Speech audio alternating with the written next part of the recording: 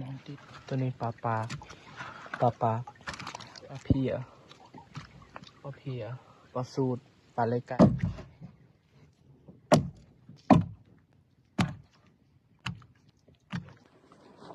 สบายดีผู้ใหม่พี่น้องสบายดีตอนเช้ามื้อนี้บ่พังกะอยู่ป่าอยู่ดงตามเคยนะมากับแม่เฮียง2 คนตอนนี้ฮอดป่าเรียบร้อยแล้วเฮากะสิเก็บเครื่องเก็บของกะหาบอนใดห่มๆนะกะสิพักผ่อนวันนั้นมื้อนี้เฮากะใส่หม้องนะเพราะว่าเบิ่งอากาศกะบ่มีลมนะก็เลยแบบใส่หม้องหาปลาพุ่นไก่ปลาคันเสียงนกกระโดกโอ้แซวๆแบบนี้แหละม่วนอยู่ป่านะเสียงนกนะ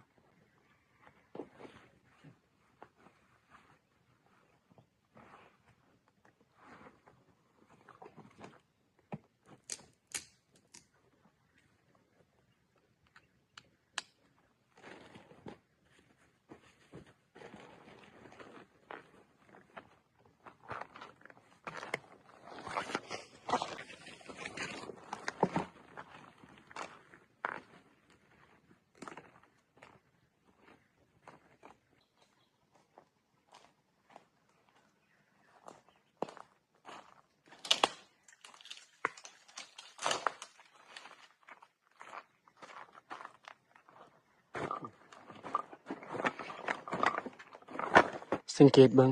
เสียงนกวันนั้นคือสิมีกกมากเลยไก่ปลานะมีอยู่3 ตัวเบื้องนี้นะ2 ตัวนี่ไก่บอลบ่พังอยู่กับไอ้เฮียงนะตัวหนึ่งนะไอ้เฮียงกำลังไปหลัดไอ้เฮียงให้บ่พังดังไฟท่านะเพราะว่ามื้อนี้นะบ่พังกับไอ้เฮียงมาแต่เช้ายังบ่ทันกินข้าวเช้าซ้ำก็เลยไปหลัดก่อนนะจึงกินข้าวพอได้นกปีนนะพวกนั้นนี่พวกนั้นก็มีไก่ป่าโอ้ไก่ป่าหลายเลยแถวนี้นะ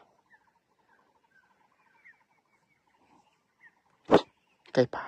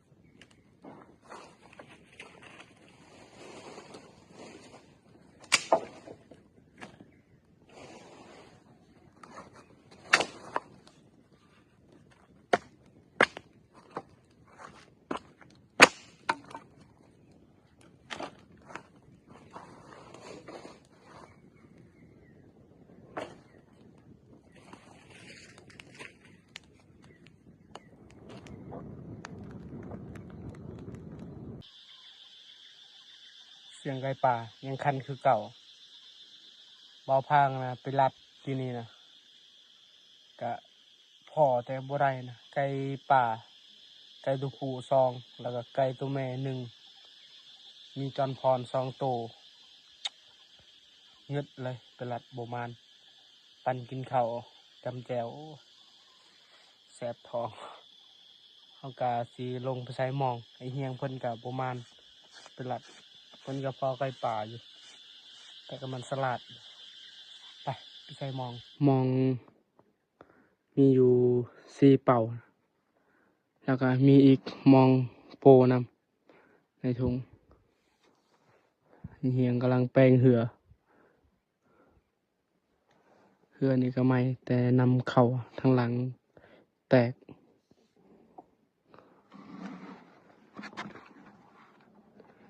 ถ้ารุ่นนำกันว่าสิมาอีกหรือบอนะ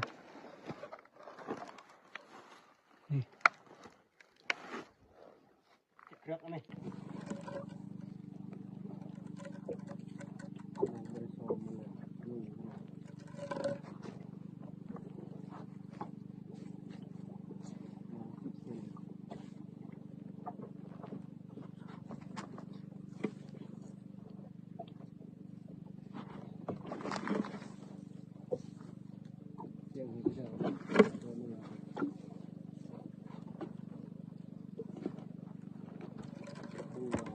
2ด่างบนนี้แหละ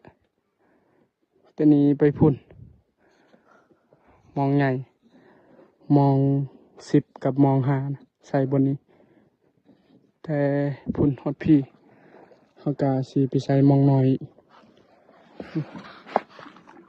เบิดแล้ว2เป่ามอง2เป่าตัวนี้มอง2มอง3นิ้วแล้วก็มีมองน้อย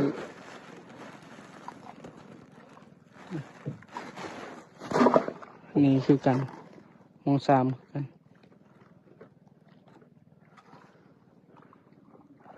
เหือจากเขาเจ้าให้เฮียงเป็นคนใช้เหือเป็นได้ให้บ่พางก่อนมื้อนี้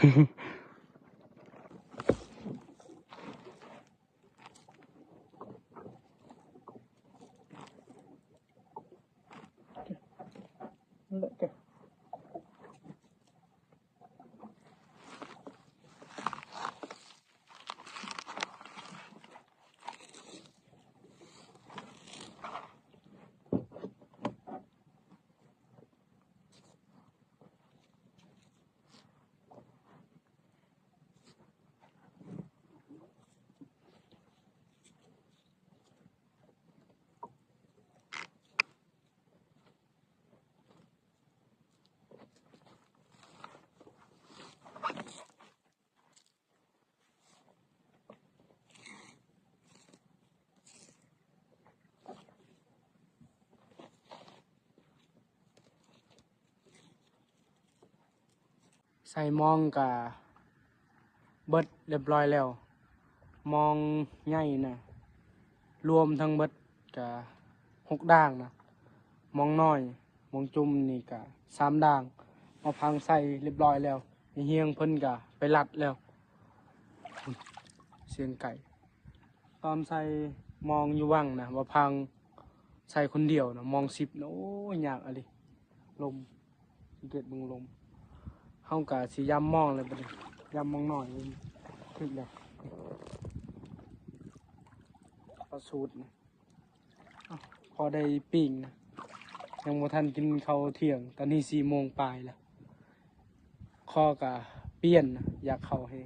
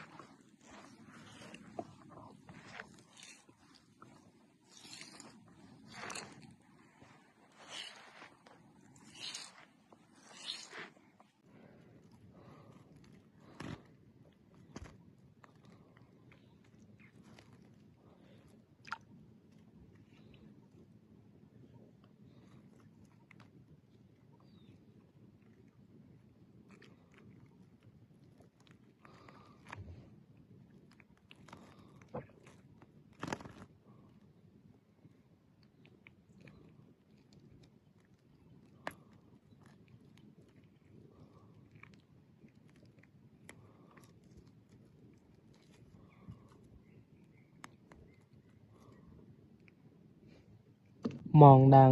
เดียวได้ปลา5 โตวยังบ่ทันคำก็เลยปลาบ่อยากออกปานใด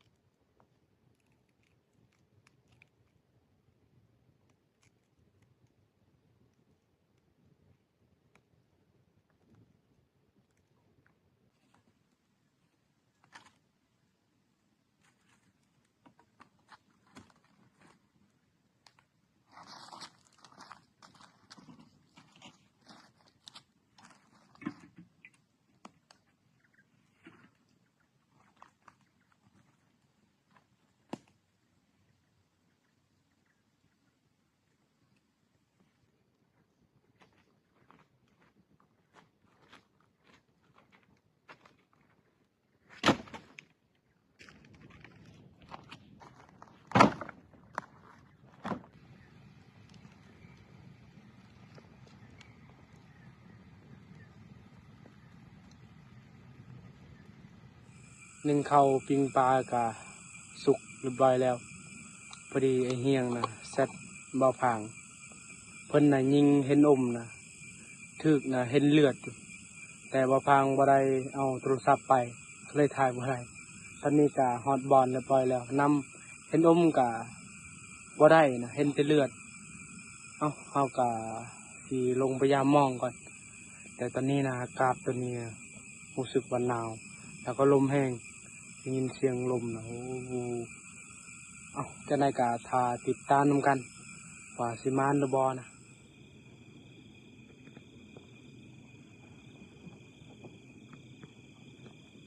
ฟังเด้อไปแล้วตัวแรก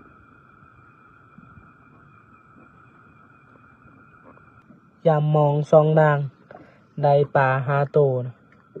นี่ปลาสูตรซองปลาลิญญาปลาลิญญาปลาลิญญาซองนี่บูฮูสื่อจากปลาอย่างเอากระสิปิ้งปลายามแต่ซองด่างมองลายด่างอยู่แต่กะลมนะมองบ่พังใส่แถวแคนกะบ่ได้ยามจะรุ่นมืออื่นเนาะเต็มถ้วย5 โต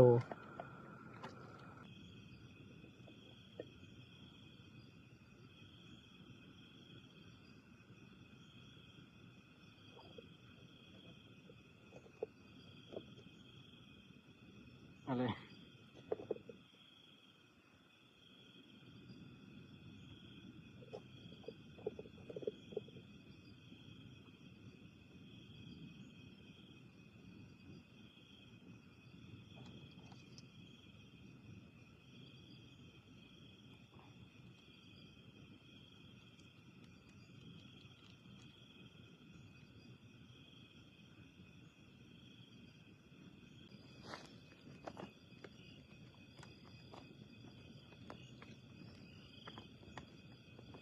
มาเด้อพ่อแม่พี่น้อง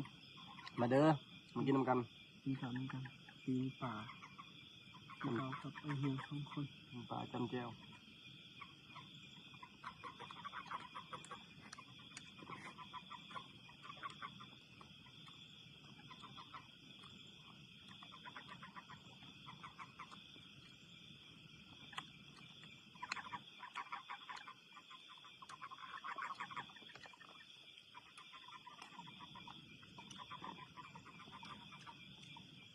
กินข้าวกะอิ่มเรียบร้อยแล้วเฮากะสิพักพรถ้ามิดว่าสิไปการกับไอเฮียงแต่กะบ่ไหวนะเมื่อยเพราะว่าเมื่อยน้ำมองแหละเฮาใส่มองลายอะไรเฮามาหอมนี่นะมองเปลว6 ด่างมองหน่อย3 ด่างรวมทั้งหมดเป็น9 ด่างนะจังได้กะทาติดตามมืออื่นพ่อแม่พี่น้องว่าสิมานหรือบ่นะมองฟังเบิ่งลมก่อนคันลมบ่แห้งบ่พางกะสิพยายามคนเดียวนะถ้าว่าลมแห้งกะสิทาไอเฮียงเพิ่นตื่นแต่เช้านะมื้ออื่นเพิ่นสิไปลัด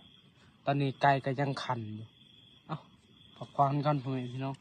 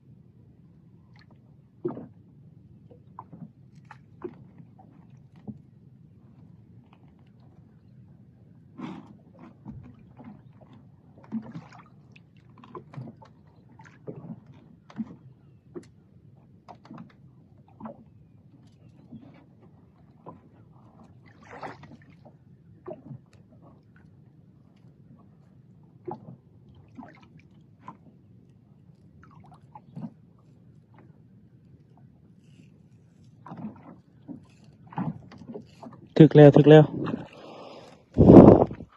โอ้หยาบคุณพี่น้องบ่มีมือกองนี่ปลาขาว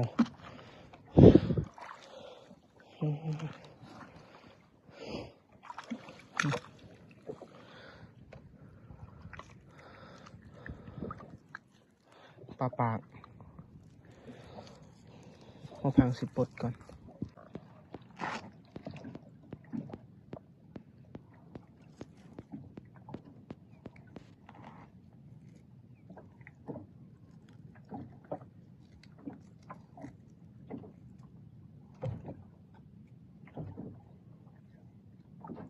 มองใหญ่นะมาพางยามแล้ว2ด่างมอง10บ่ถึกโตเลยอันนี้มาพางสิยามมองหาย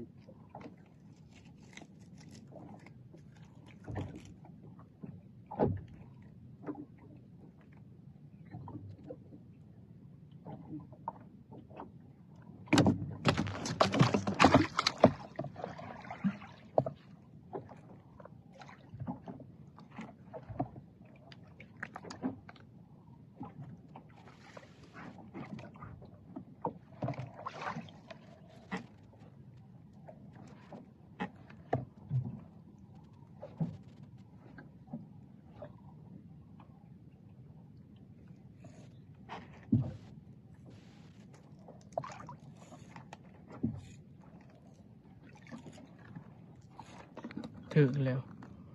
มองหน่อยนะมองห่างกะถึกตัวเดียวนี่ถึกแต่ปากตัวนี้มองหน่อยตัวนี้มองหา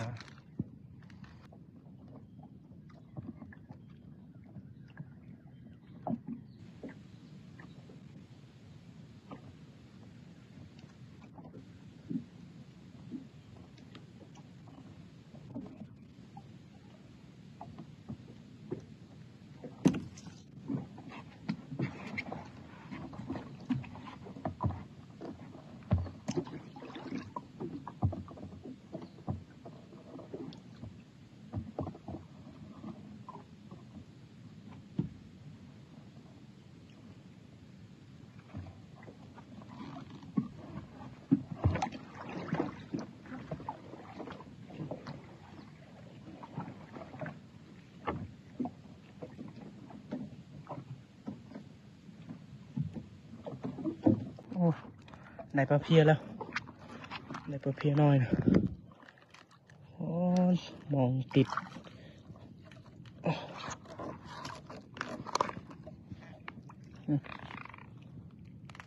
มองติดปลาเพีย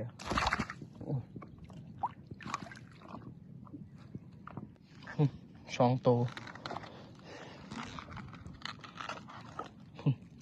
ข้างหน้าก็ถึกอีก3 โตเลยวันนี้มีปลาสกาง2 โตวันนั้นนะปลาปาก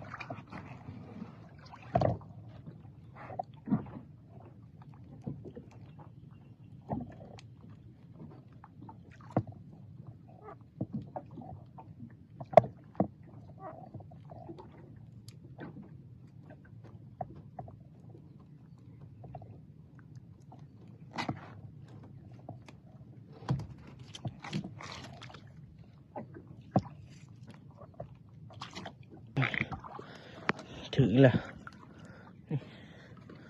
ปลาสกางโอ้หลุดเฉยพอพุ่นหลุดแล้วมองน้อยปลาใหญ่ก็เลยหลุดนะย้ำต่อไปอีกปลาเพียกแล้วปลาเพียนะถึกได้มองหน่อยมองใหญ่บ่อยากถึกกันนะมองใหญ่นะบ่เห็นเลยมองหน่อยถึก2โตนะ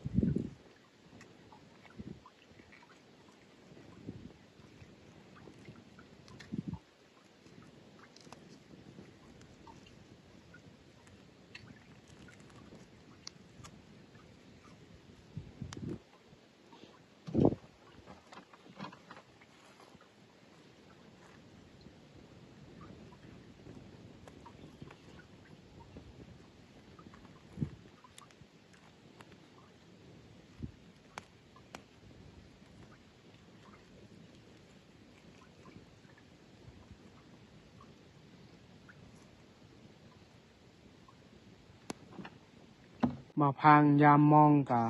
เบิดเรียบร้อยแล้วเกาดังโอ้เพื่อสิเบิดนะแต่ตอนเช้ามื้อนี้บ่อยากมานปานใดแต่ก็พอได้กินอยู่พุ่นแม่พี่น้องไปปลากะประมาณ3โลนี่แหละมองเกาดังมองใหญ่ก็บ่ถึกเลยถึกแต่มองน้อยนะมอง5ถึกตัวเดียวถึกแต่มอง3นี่แหละมอง3แล้วก็มองโก้นำยังบ่ทันล้างสำนี้แหละ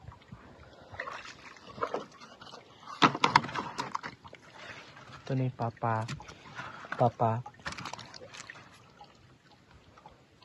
เพีย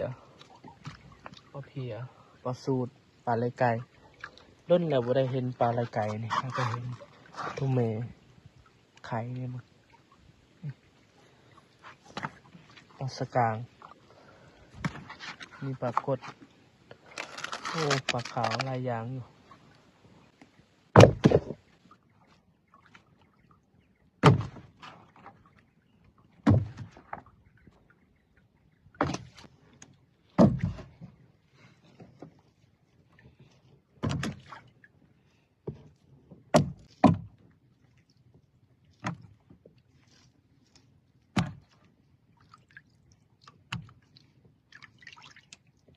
ล้างเรียบร้อยแล้วปลารวมทั้งหมดหลายโตอยู่เห็นอะไรกินพ่อแม่พี่น้องแบบนี้แหละหาอยู่หากินนะมือได้มือบ่ได้มือมานมือบ่มานนะแต่เฮามาหอบนี่บ่อยากมานปานใดทั้งบกกะบ่มานนะคืนนี้ไอ้เฮียยิงเห็นกะบ่ตายนะพอพางไปต่อไกลกะพอหลายเฮียงคือกันพอไก่ปลาหลายเดี๋ยวนี้ยังได้ยินอยู่เสียงไก่ปลาคันแถวๆนี้ยอมรับว่าปลาคิดนี้นะไก่ปลาหลายอะไรพ่อแม่พี่น้องแต่กะสลัดนะ